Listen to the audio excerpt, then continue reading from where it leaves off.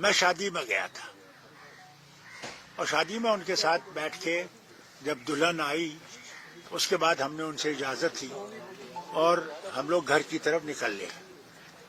جو ہی میں اس منڈپ سے باہر نکلا تو میں چل رہا تھا، اتنے وقت میں مجھے کوئی پٹاخے کی آواز آئی تو میں سمجھا یہ کوئی پٹاخہ کسی نے شادیوں میں ڈالتے رہتے ہیں، تو میں سوچ سکتا میرے پاس پٹاخہ یہاں پڑا ہو، تو مجھے یہاں کچھ گرمی جیسی لگی اور مجھے کچھ پتہ نہیں تھا.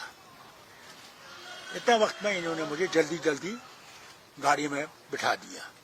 جو انہوں نے مجھے گاڑی میں بٹھایا تو مجھے کہنے لگے جناب یہ تو ایک پستول تھا آپ کے اس انسان کے پاس اور اس نے 2 گولیاں چلائی تھیں. دوسری گولی میں ہمارے ان کے جو ہماری سیکورٹی والے بھی ہیں اور دوسرے انہوں نے کیا کیا کہ ایک نے اس کو ہاتھ بازو سے پیچھے کھینچنے کی کوشش کی تو اس سے وہ ڈی اسٹیبلائز ہو گیا.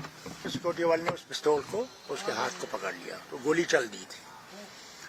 میں نے اتنا ہی سنا. اس کے بعد یہاں آ کے گھر میں مجھے کوئی بھی نہ میں اس آدمی کو جانتا ہوں نہ مجھے اس آدمی کا کچھ پتا ہے، بالکل نہیں. مجھے کیا پتا اس کا مقصد کیا تھا، کیا رنجش کیا تھی، کیونکہ میں نے کسی کے ساتھ برائی نہیں کی ہے. جو بھی میرے پاس آیا جب میں وزیر اعلیٰ بھی تھا وہ کیوں نہ اپوزیشن کا ہو، میں نے اس سے اپنے لوگوں سے زیادہ محبت کی، زیادہ ان کی مشکلیں دور کرنے کی کوشش کی. میں نے کبھی بھی دل میں کسی کے لیے نفرت پیدا نہیں کی ہے.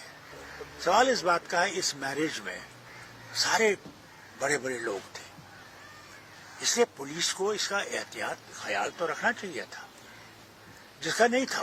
وہاں کوئی پولیس کا انتظام تھا ہی نہیں. یہ تو اللہ کا شکر ہے کہ میری سیکورٹی میرے ساتھ تھی اور پھر ہمارے جو منسٹر صاحب تھے ان کی تھوڑی سی سیکورٹی تھی ساتھ، اور ہماری یہ ایم ایل ایز وغیرہ تھے جنہوں نے اس وقت ہمت کی اور میں بچ گیا.